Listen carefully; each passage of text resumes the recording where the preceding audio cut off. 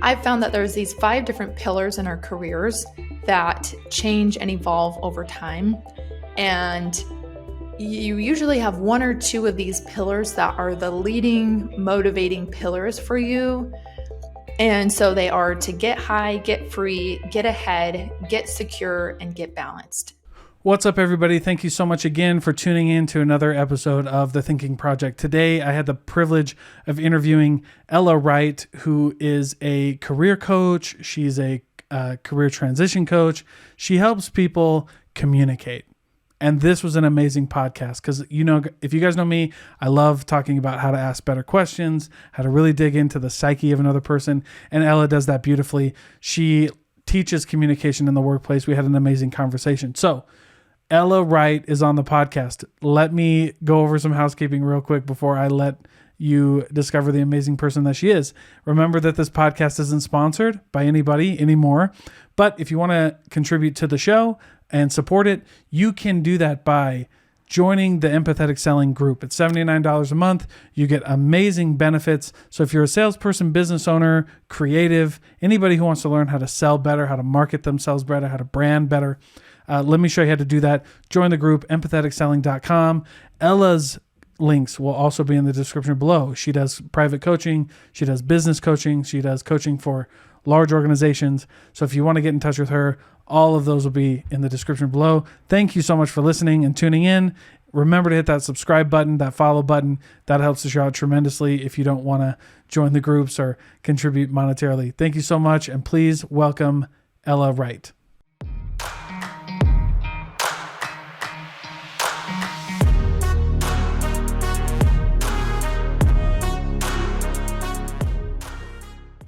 All right, Ella, thank you so much for joining me. Thank you for having me. I'm super excited for this conversation. Yeah.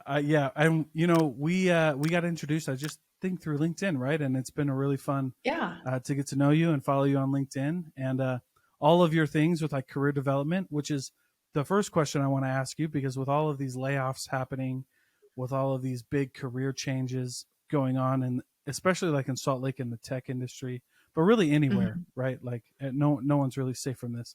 So what is your, I guess to start off, to kick off with your expertise, what's the main thing that people should be focused on if they've been laid off, or if they have a fear of being laid off in their job? Like what should they be focusing on?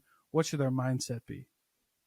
That's a good question. I think one thing that I was actually reflecting on this week is I have a hard time sometimes with people who are like, you should be recession proofing your career, because I think there are things that you should be doing in your career consistently and always, not just when there's a recession. And I feel like a lot of people are now kind of using the recession as a way to, obviously sell their services, right? Like I could even use that, right? Of you need to do this. But I think as far as mindset wise, it's, and this is something I talk to a lot of the people that I coach in career development, is define what your measures of success are and have your job be something that helps you achieve them instead of your job being your only measure of success. Because I think what's happened now that you're not getting that promotion, or there's limitations, or there's layoffs, there's all these different things that are outside of your control.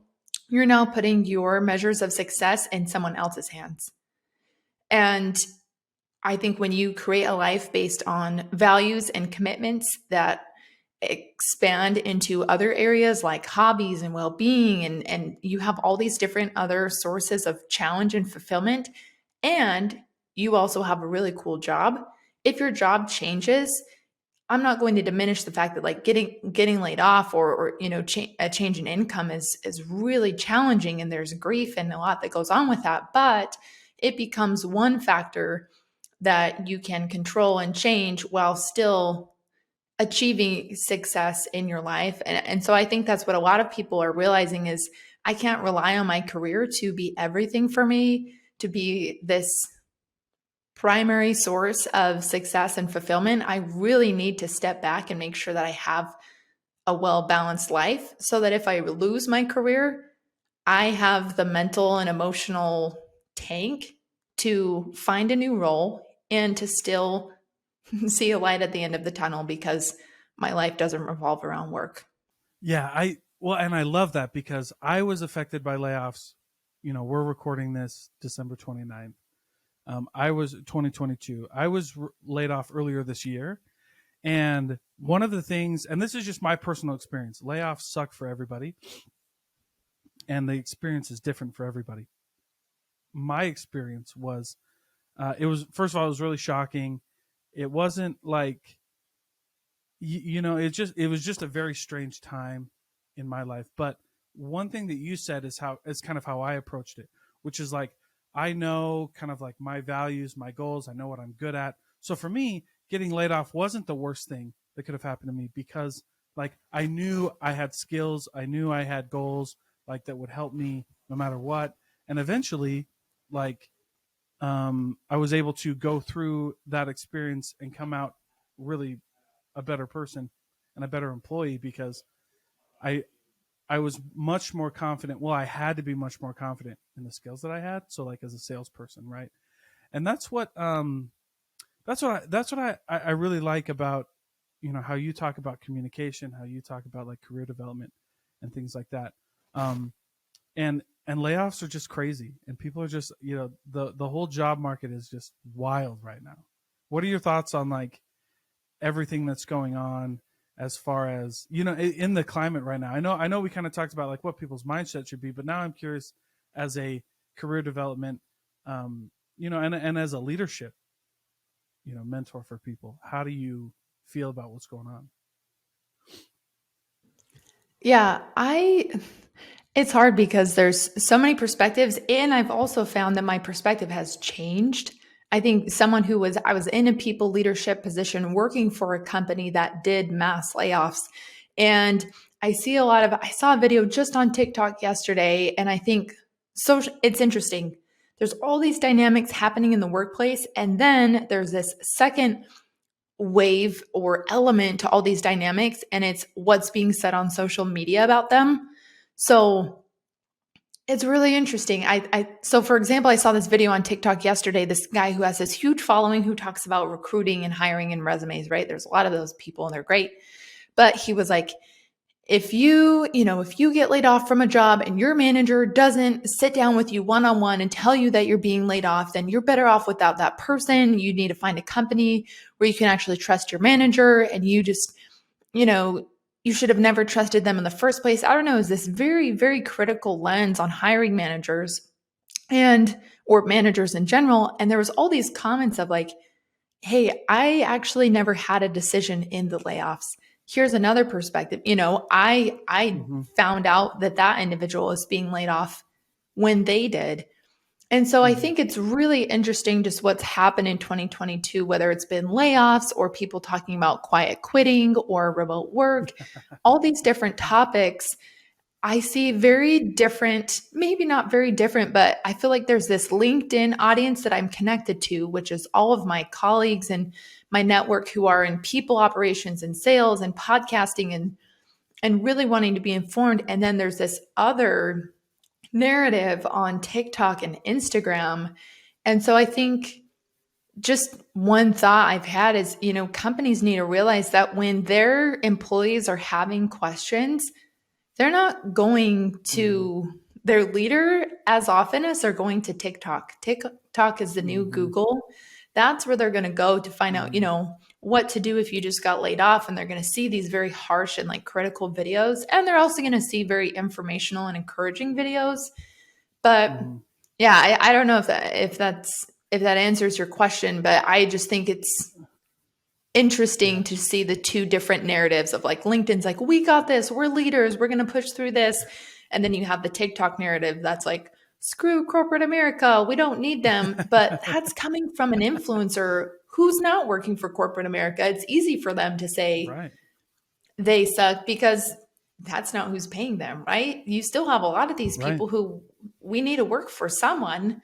So I Yeah. think that's where my passion comes in. And how can I teach people to have better conversations with their leaders and come at this from both sides of the bridge in a more positive way? I really appreciate your thoughts on that, because I'm in the same kind of camp. Like I was laid off, and I remember the hiring manager was there. There were two people there who weren't involved in the decision. And I just remember like having a lot of empathy for that. Like I couldn't Mm, imagine being in a position where we're on in 24, in the 8 hours you're scheduled to work that day. Like, cause I'm in sales, we work whenever, right? Like, Yeah. but for them, the whole 8 hours you have to work that day is laying off 30 to 40 people.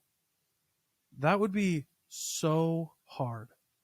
And that is, and most of the time you're right. Like, most of the time they don't. They just get told to do a job, right? Mhm. And so I think people are missing a lot of empathy. I think it sucks on both sides. I think that it's tough, but then you have people who can help you roll through that. And I think you're also right. One of the things that while you were talking that I was thinking of was like 9 to 5 bashers.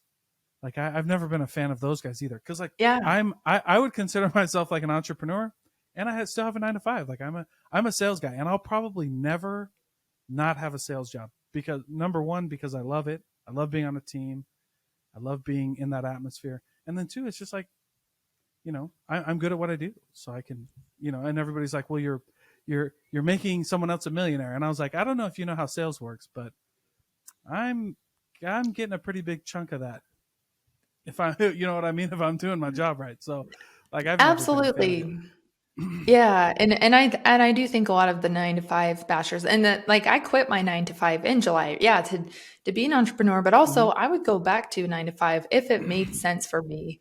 And I think that goes Yeah. back to what I initially said is if a 9 to 5 helps you meet your values and needs and what success looks like for you, do that. Do it really well. Mm-hmm. That's great. And if being an entrepreneur, working part-time or doing contract freelance work, but I think what's hard is yeah, I think the 9 to 5 bashers create a lot of shame and guilt around working for Yeah. someone else, around working a 9 to 5 when really that's what the majority of people are doing, but there's a few exceptionally loud voices who don't work that 9 to 5 and who are saying, you all could be working 10 hours a week like me and sitting out in Costa Rica and you guys are all, Yeah. you know, worse Well, off for what you're what's doing. funny, and I would love to, and I think we should talk about this, but for me, in response to the 9 to 5 bashers, is like, first of all, yeah, we shouldn't be making people feel bad because I know, like, I grew up in a really, like, I know you're in the Midwest. I grew up in a Mhm. part of the Midwest where that was like like we were all 9 to 5ers. Maybe somebody owned a construction business, maybe somebody owned this or that, right? Or did that. But like, and you know what though? So many people in my hometown were happy. Like that's what they wanted to do. We were cool. Like we went, we ate breakfast and they drank coffee at the local grocery store. We went to work. We came home and we had fun, and then we did it all over, and people were really happy. You know what I mean? Um, so I always just tell people, I'm like, it's a lot. This makes a lot of people happy, and statistically, it's impossible. Like it's impossible for all of us to be entrepreneurs. Number one, because Totally. most people don't like. Some people don't want to. Number two, because some people. This is one that I get really passionate about. Is like you see this guy working 10 hours a week in Costa Rica or wherever, right? If you've ever done that, it's actually not as fun as it sounds. Like it actually can get very just as monotonous as a 9 to 5. Because I don't know, like one time, and I do this from experience because one time I had this 9 to 5, or I had a sales job, and before that, like traveling outside salesperson, like business every week, like I'm flying here for business. I did that for like 6 months, and I was in the Midwest, a different city in the Midwest every week, for like 3 or 4 days out of the week. And after like 3 months, I was like, this sucks. I don't want to do this Yeah. anymore. I don't like being in airports. I don't like being in hotel rooms. I don't like telling people that I'm out for business. It was it was not fun. So Yeah. anyways, Yeah. I it think was there's just trade-offs in with everything. yeah. And so anyway, that was just my point is like is like most people are happy doing 9 to 5. It actually isn't that fun if you're not the right person to do that. And then of course it's just like it's not possible, right? So anyway, Yeah. it's just wild. But I want to get your thoughts. You mentioned earlier quiet quitting, and that's something that I totally forgot about. But talk to us about quiet quitting, your experience with that as as the position you're in, as your career and development coach. uh what are like the things with quiet quitting that you just maybe like do you have a strong stance on it? Do you have like strong opinions about it? What do you think? I definitely have opinions. I think everyone has opinions. Yeah. It's a little bit similar to what I had mentioned of like I see these two threads of people are like how to stop quiet quitting from this leadership perspective because I create leadership content for small businesses. I work with leaders, I network with a lot of leaders, but then I also have all these individual people who I don't think like explicitly think I'm going to quiet quit. I think out of necessity to preserve their well-being. Or I read, oh man, I want to look up what it was called. It was talking about like the Uh-huh. grief that people go through after layoffs when you are still in, man, I yeah. Oh, it was called hypervigilance, and it's this experience that happens when you're in an environment that's been threatened for a long time. You constantly start to question everything because things have been unstable for a long time. So for example, that's like your company's experienced layoffs. So every time your boss puts a meeting on your calendar, you're now like, "Oh, am I getting laid off? Oh, am I getting a reduction in pay or title or things changing on our team? Is there another change coming that I'm unprepared for?" And so I think quiet quitting, I don't think like the workforce is going out there intentionally saying we're going to quiet quit. I think they're saying, I'm in this state of hypervigilance and stress and questioning. What can I do to create stability or to just kind of, yeah, like, I don't know. I guess I don't like that critical lens of, people are lazy. They're just doing the least amount of work. For me, for example, when I was in my 9 to 5 previously, I had Slack on my phone, as many people do, and I live in the East Coast. The majority of the team that I led lived on West Coast time. So it would be 5 p.m. for me, and it could still be 3 p.m. or 2 p.m. for my team. So I was Yeah. ending my day 3 hours earlier, and obviously they're self sufficient, they can do things, but I would be answering messages on Slack for my team, for other leaders, business partners until 8 p.m., 9 p.m. sometimes, because that's when others were ending their workday. And there came a point in time where I took Slack off of my phone. I let my team know. I said, hey, this is really important for me. I'm not feeling present when I'm eating dinner. And I would never want any of you to do that as well. So if I don't know if you guys have Slack on your phone, but you can take it off too, because as your leader, I'm telling you that I don't have it on my phone. I'm not checking emails after this time. And I think maybe some people would call that quiet quitting. I'm not sure, but I think it's figuring out at what level can you continue to operate effectively while also not overextending yourself. And Hmm. I'm sure there's a lot more to quiet quitting. Maybe, people really are clocking in and not doing their work, but when I think about it from the lens of the conversations that I've had, I think it's how do I Yeah. reduce this hypervigilance, stressed out state? And once again, you just have these two very polarized sides of the story Yeah. Yeah. that Yeah. ultimately I think just get used to get like clicks and, here's how to stop quiet Yeah. quitting. Of course, someone's going to click on that article. I don't know. I just feel like it's a very clickbait kind of Mhm. title to put on Yeah. content. I think the whole, because I had a few people on this podcast when this whole thing came out, and a few of them were like pretty crazy. I was like, they're like, you're just lazy pieces of, you know what I mean? And Yeah. Oh my gosh. I was like, but when I read more about it and I just read people, I was like, not really, man, because like I was, one thing that I heard about this, not while this was going on, but I heard about it before and I just recalled it during. But Gary Vee said one time he was talking at a conference, and he was like and somebody asked him like, how do you find really good employees? And he said, what do you mean? And the guy said, well, I just can't find anybody as motivated as I am. And he goes, he like made him stop, and he goes, why do you think anybody should be as motivated as you to like build your own company? He's like, that's what people get Wow. messed up. He's like, nobody's going to be as excited as you, right? He's like, and then he goes, and by the way, and they shouldn't be. He's like, it's your company. Like, you should have people there who do a job, do it well, and then they help you reach the goals. He's like, I'm not telling you never to fire people. He's just like, but expecting them to give all of the effort that you're giving as the owner, he's like, it's just crazy. He's like, you'll never find that. And he's like, and by the way, that's okay. And then he pointed to himself. He's like, you can still, like, I have, whatever, however many businesses doing however much money, without this mindset that like everybody has to be as dedicated as me.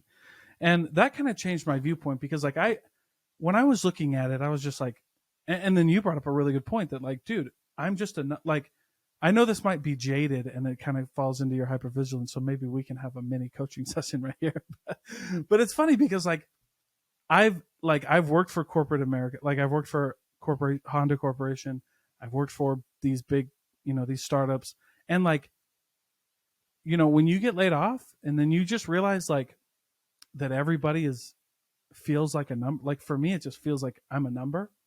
So like, why wouldn't I do my side projects? Why wouldn't I do things that make me happy on the side? Why wouldn't I give you 100% while I'm there? And then when I'm gone, man, I'm gone. It's my time. Because like, you wouldn't hesitate to fire me, right? Yeah. Like, not you personally, but like the company, right? Is like, Yeah, you wouldn't totally. think twice about it. You wouldn't think twice about it. Because I've been in this situation. It sucked. It was hard for everybody involved. But at the end of the day, we were names on a whiteboard and they just went like this. Like, so why wouldn't I, do those things? Like, I feel like in this relationship, like it's my job as an employee to be like, I do have an obligation to give my 100%. And if I'm not at a company that I can do that at, then I should figure out, if I need to move or if there's something maybe mentally blocking me or if there's a conversation I need to have, things like that. Right. And so it's just wild when that whole quiet quitting thing went down. I was super frustrated. It's like it was frustrating. It's very intriguing, and I'll share something to kind of respond to what you're sharing right now. Of why wouldn't I invest my spare time or even figure out this kind of harmony of still working but developing my own things. So before as I was making the decision to quit, I can't remember if I had sent in my resignation or not, but I got connected with this career development individual. He's like a VP at a large company out here in the Midwest. And I connected with him through a friend. And he said, and I've searched far and wide to find this framework. So I'm just giving credit, it came from this conversation, but now I use it a lot. But he said, I've found that there's these 5 different pillars in our careers that change and evolve over time. And you usually have 1 or 2 of these pillars that are the leading motivating pillars for you. And so they are to get high, get free, get ahead, get secure, and get balanced. And so to get high just means you want to do something that you're having really fun doing. To get ahead means that you want to climb the ladder, you want more position, responsibility, visibility, whatever that is. To get free means, kind of what I was wanting to do. Like you just want to go out and totally have freedom, right? Very straightforward. Get secure means maybe you need more financial, mental stability. So you might take something that has less freedom, but gives you more of that security, and then get balanced as more work-life harmony. And so hearing that, he's like, what do you think historically have been your leading pillars? And for me, I was like, I wanted to get ahead and I wanted to get high. I wanted to do things that I like, but I definitely was like, I want to be a senior VP of people operations, or I want to be a chief people officer, a chief talent officer. I was always working towards that next position, always working towards my next promotion. And that did result in longer hours, more complicated projects, like things that were like very exhausting and draining. And I had just come to a point where I said, you know what? Right now, I actually really want to get free. I want to go build something. I want to go do something new. I know that I'm capable. I love networking. I love trying new things. I'm not afraid of failure. And so this conversation helped me see that it's okay to change priorities. Maybe in 5 years, 10 years, 5 months, I might say, you know what? This was a great experience, but right now I want more financial security. So I'm actually going to go back to a 9 to 5. And maybe my desire isn't to get ahead. but it's just to get secure and to get high. Find something that I like, make money. Because as you know, as an entrepreneur, I'm constantly having to pitch and sell myself and find new clients. And that's a struggle and a joy all at the same time. But I share all of this to say I feel like quiet quitting is just a manifestation of people whose priorities are shifting. A lot of us wanted to just get ahead, get secure or whatever it was for a long time. And I think through the pandemic, through layoffs, all of these different crises that we've experienced for an extended period of time, people are just realizing, you know what? I actually just want more balance in my life. I actually just want something different. And I think that quiet quitting is just a result of this shift in priorities for a lot of people. And then especially with social media, we have much more accessibility to see different ways of living and making money. I think get Yeah. ahead used to just be the default answer because, like you said, everyone wakes up, goes to work in their 9 to 5, gets together at the coffee shop, goes home and does that. But now with social media, we're like, wait, I can actually get free or get balanced or get high in a lot of different ways than just having a 9 to 5. So that was kind of a long response, but it's something that's really helped me understand that it's okay to shift my priorities. And it's also helped me understand kind of what other people are going through as well. Yeah, I really appreciated the answer because I feel like a lot of people resonate with that, me included. I think it's really interesting because, people can find a lot of fulfillment elsewhere. And I think the biggest question that I hated, and this might have been like me as a millennial, but like the question I hated the most was like, where do you see yourself in 5 years? I would tell Interesting. people Yeah. right up in an interview. I write up in an interview, but I have no idea. Yeah. I have no idea. I have no clue, and I'm not going to commit. I'm not going to, and that's how I want it to be. Because like you said, like my goals and my family situation can change. Like I feel like people have always been like kind of strapped. Like because in the Midwest, growing up there, it was like get a job, get the gold watch after 40 years, and that's it. Like that's what you did, and you just found a company and work, Yeah. and it was like this stoic sense of like being a man that was like, oh, your job sucks, well, welcome to being a man, right? Like suck it up, go to So work. true. Yeah. And it was like, I don't care if your job sucks, we have X, Y, and Z. And I feel like while some of that is true, the part that isn't true is what you mentioned, right? There's actually a ton of different ways that I can support my family and that I can also find happiness and success and whatever that looks like, right? And sometimes I can do both of them at the same time. You know what Totally. I And mean? I do know, I can yeah. do, go ahead. Oh, I'm sorry. No, I was Go ahead. just going to say also consider that the people who are frustrated about quiet quitting are people who are in, I, this might come, I don't know how Who this is going quiet to come quit? across, but well, Who no, quiet quit? yeah, but also I think people who are in older generations who, to your point, I would have never quite quit in my day. I would have been grateful for my job. I would have done X, Y, and Z. Mm-hmm. They have such different experiences because they didn't grow up with the accessibility to different types of work and creation that these younger generations did.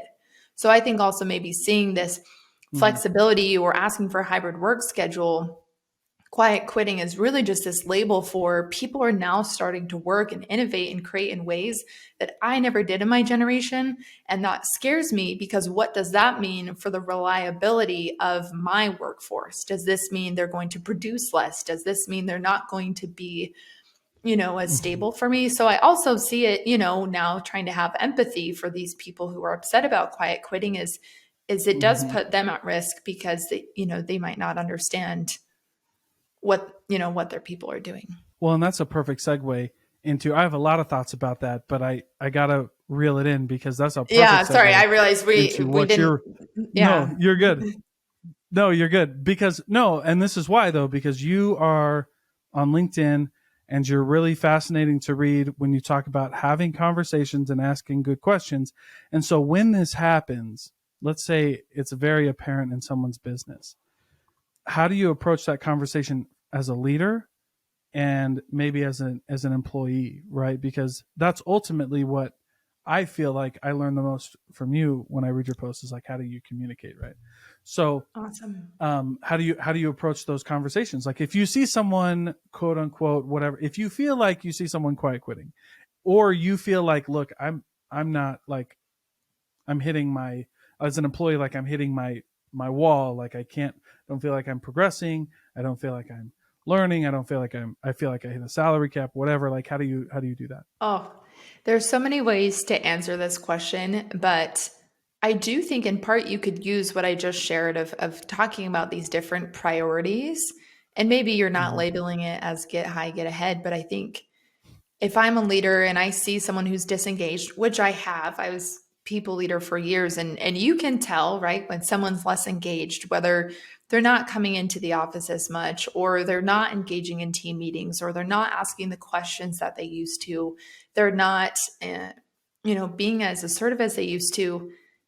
It could be quiet quitting, or there were also times where I checked in with an employee and they said, you know what, I'm a single mother and had to I've had more custody of my child recently and I'm having problems with my ex-partner, or my kid's been sick. I think first is just like understanding what is reality for that person, and what's Mm-hmm. going on, and hopefully you have an ongoing one-on-one conversation where you're building that trust and you're not just jumping in and saying, hey Dalton, when's that project going to be done? But Dalton, what's on your mind today? Dalton, what's important for you? What is keeping you up at night? And I know people talk about the importance of these questions, but I think until you're in a conversation where you have an employee that's really opening up, it's almost like I want to say when you know. Like you're getting through Mm-hmm. to an employee. If you're asking the question like, am I really connecting with my employees? You're probably not,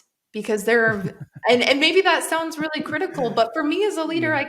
I could also tell there was times where I'm like, man, that one-on-one conversation, like I wasn't very engaged. I wasn't very present. I wasn't prepared. Or, I could tell that there was something more. And so I scheduled a follow-up conversation. I was like, hey, I don't really feel like we got to talk about you. We just talked about work. Do you want to catch up and, put in your AirPods, go for a walk, and let's just talk about life? I had an employee who's like, he helped me a lot. He's like, we have a lot of one-on-one conversations where we're talking about work, but I'd love to just get to know you better and your leadership story. I want to talk to you about a book I'm reading. So he's halfway across the country, so am I, but we just both plugged in our AirPods and gave each other a phone call. We didn't do it over Zoom. We both just went for a walk around the block. Mm-hmm. So I know that's not directly answering your question, but I think the first part is just like getting creative in how you're building trust with your employees. You don't build trust by Mm-hmm. just talking about work. And then I think, secondly, how do you start a conversation around how are you doing with your job? I think is being compassionate and being direct is, and there's a framework that I've talked about on my podcast that I share with people a lot. Um, and it's called compassionate confrontation. And it Mm-hmm. stems from a framework called nonviolent communication, but I like to teach it as compassionate communication because that's a little less threatening. Um, Yeah. but essentially, it's sharing observations and asking questions. And so, if Mm-hmm. I notice that you are not coming into the office as much, I'm going to say, "Hey, I've, I observed that you're not in the office as much, and I'm wondering if you would mind telling me what's changed for you."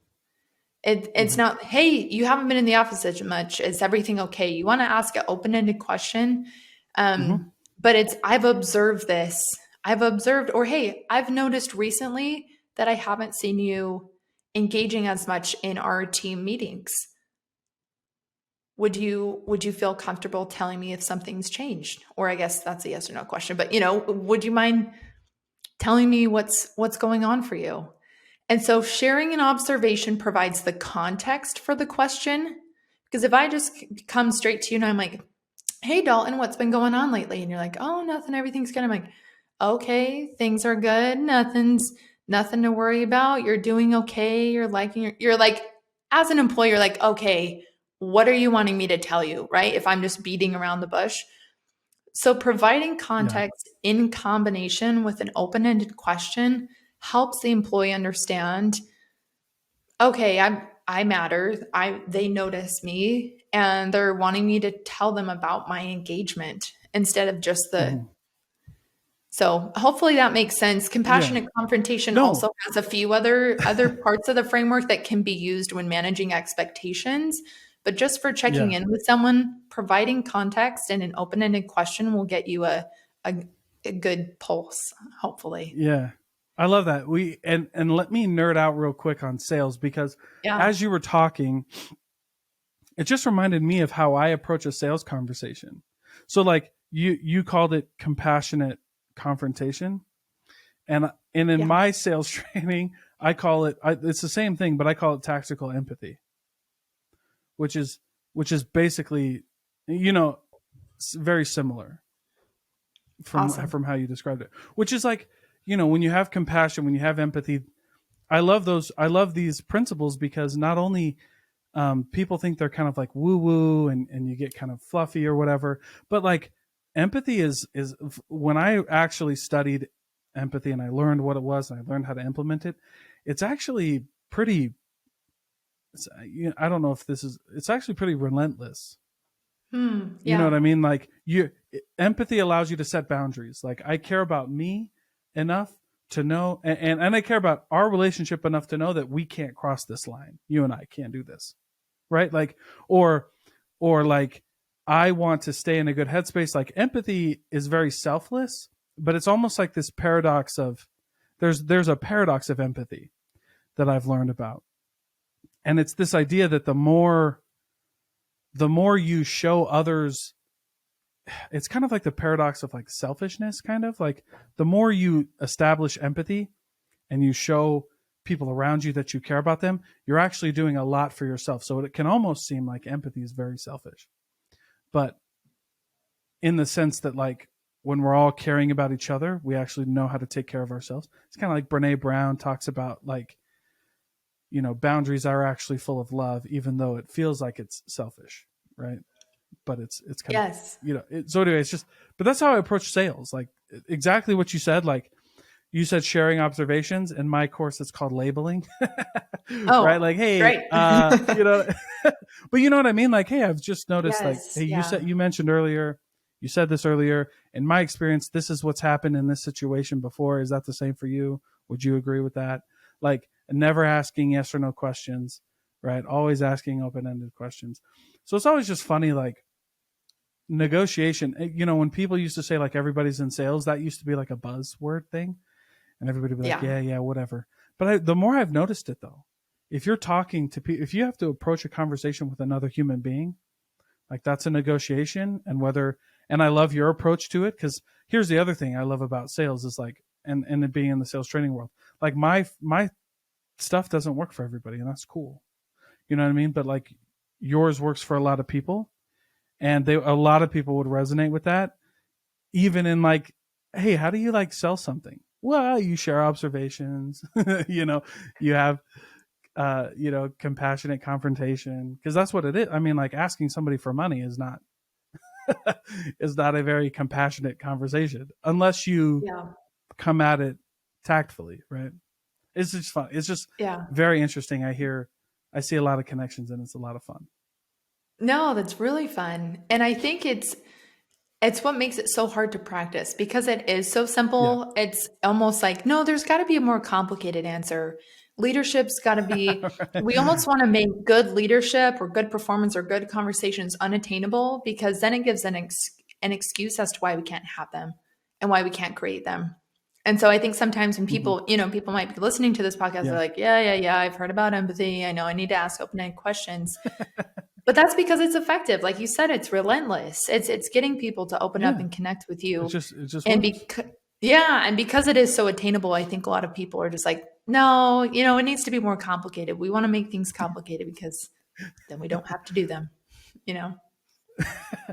Yeah, you know what's funny too is I go on podcasts, you know, specifically to talk about like sales and things, and I get the question every once in a while that's like, all right, so what's the key to sales? If you could boil it down to one thing, And I think it's a great question, but my answer is always very anticlimactic, and excuse my language, but it's always the same answer. And I just go like, give a shit about someone else other than you, and you'll be Yeah. successful in sales.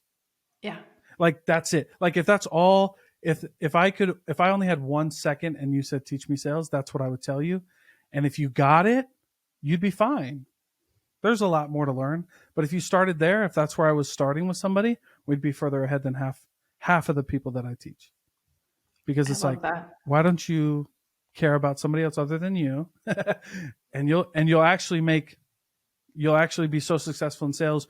You'll walk away with a Rolex. You'll walk away with the presidential club. And it's that just goes back to that paradox of selfishness, that the more you Mhm. care about other people, the more it comes back. And it's kind of like karma. Like you go through every day, and the results that you get every day are a direct correlation to what you put into it, right? And so it's just this funny way of thinking about it. But people used to be like, I can never be a salesman. They're sleazy. And my response was always like, no worries. I totally get it. But I make way more money than the sleazy salespeople. Yeah. Oh, I think that's fantastic. And I'll share super quick a quote, and this was like a driving quote. I did a master's in organizational leadership, and like my capstone and all of my focus was actually on one-on-one conversations with employees. That's what my research was on. I developed a product on it, and that's what also kind of gave me the foundation to quit my job, is because I have this one-on-one conversation card deck for leaders. But a lot of it, not a lot of it, but in part, it was inspired and focused and driven around this question, or this quote from Albert Einstein. He said, if I had an hour to solve a problem and the world depended on it, I would spend, and there's a lot of variations of this quote, but he's like, I would spend 55 minutes asking questions about the problem, and then I would spend 5 minutes solving it. Mm-hmm. So just another a Amen. quote. I think like that's what I always share with people is if you're trying to solve a problem, it's asking lots of questions, listening, and then it will be super clear. So whether that's quiet Yeah. quitting, career growth, navigating what's a priority for you, I just feel like asking the right questions, which is a lot of, as you know, you Mm-hmm. observe the content that I create, is helping people know, okay, what are those questions to ask?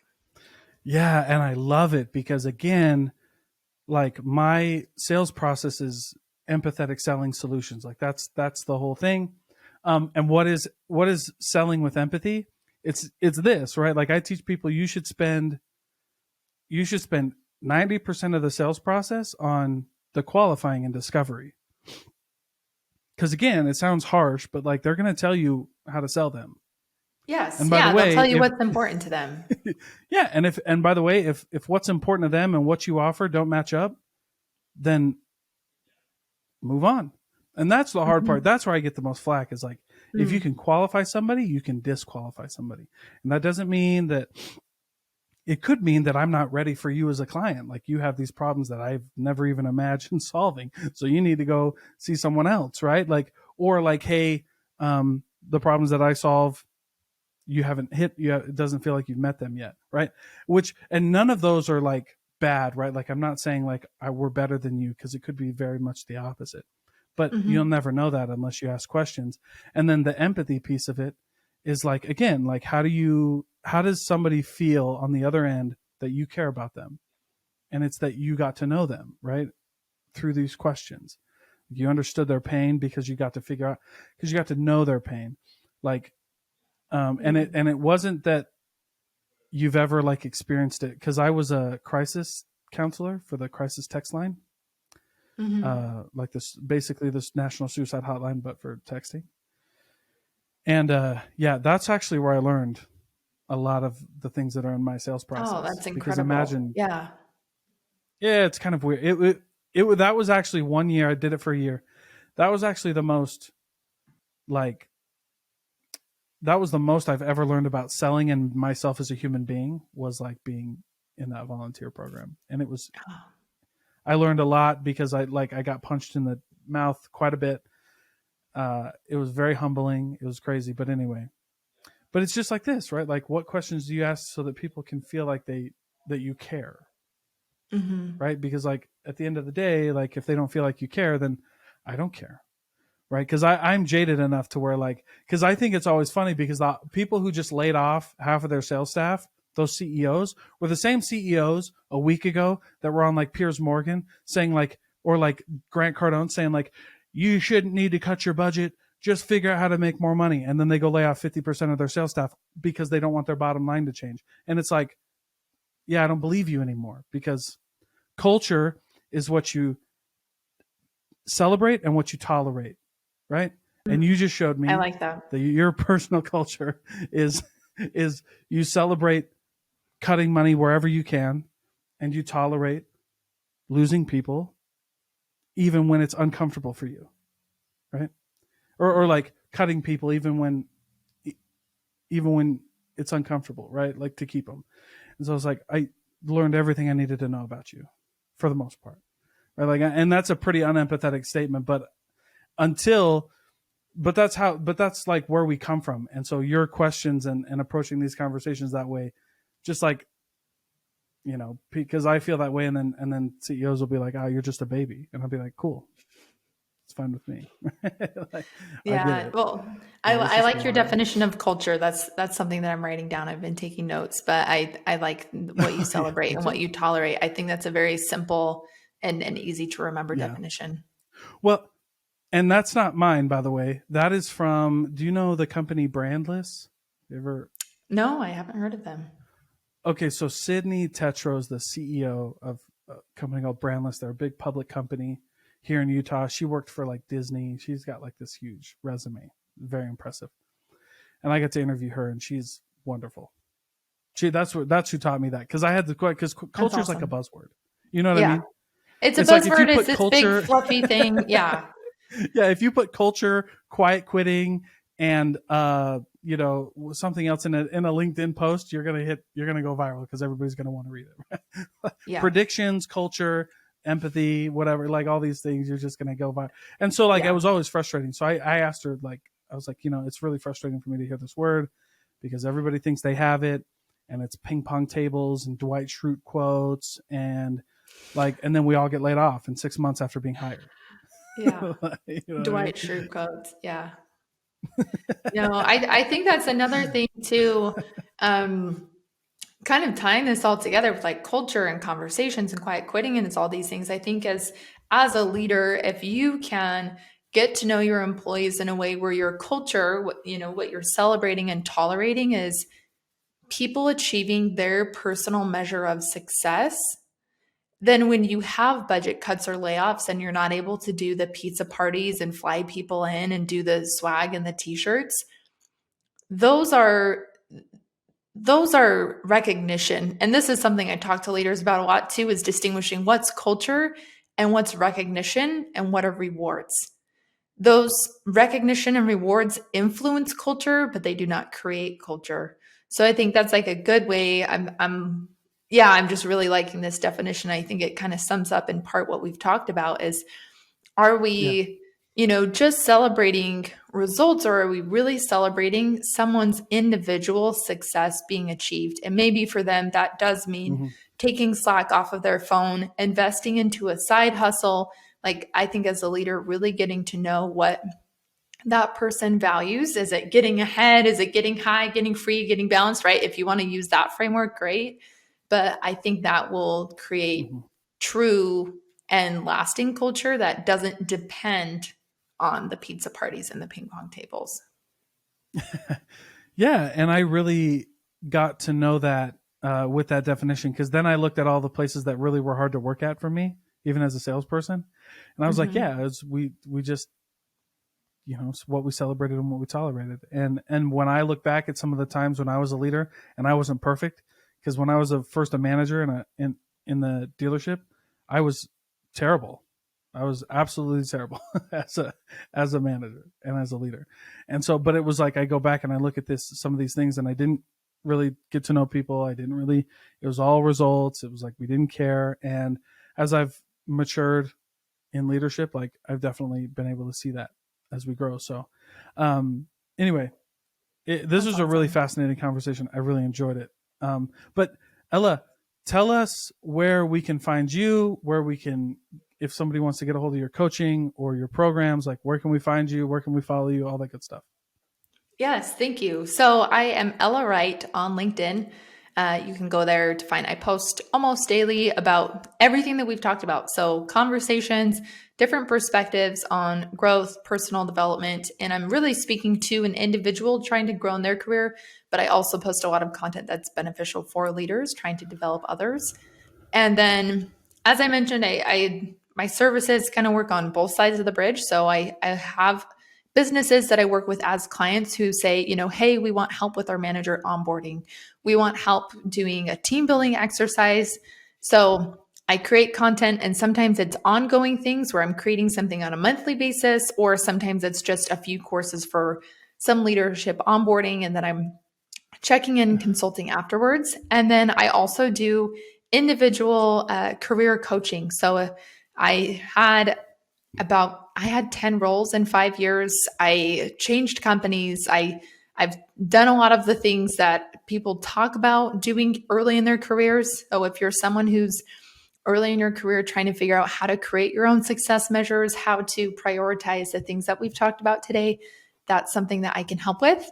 And last but not least, I am Career Chats with Ella on Instagram. And that's where I post a lot of short videos talking about, yeah, really a lot of what we've talked about today, how to have conversations with your boss, how to grow your career, and how to know yourself better so that your career fits your measures of success and your values. I probably sound like a broken record saying that, but that's where I've seen real lasting satisfaction and fulfillment with people, and not just, getting to the next role and still being dissatisfied. So Ella Wright and Career Chats with Ella. That was a super long answer to a short question. No, I love it. Well, thank you so much. Hope everybody follows it. And I appreciate you coming on and talking about all this with us, Ella. Thank you. You're welcome. Thanks for having me on the show.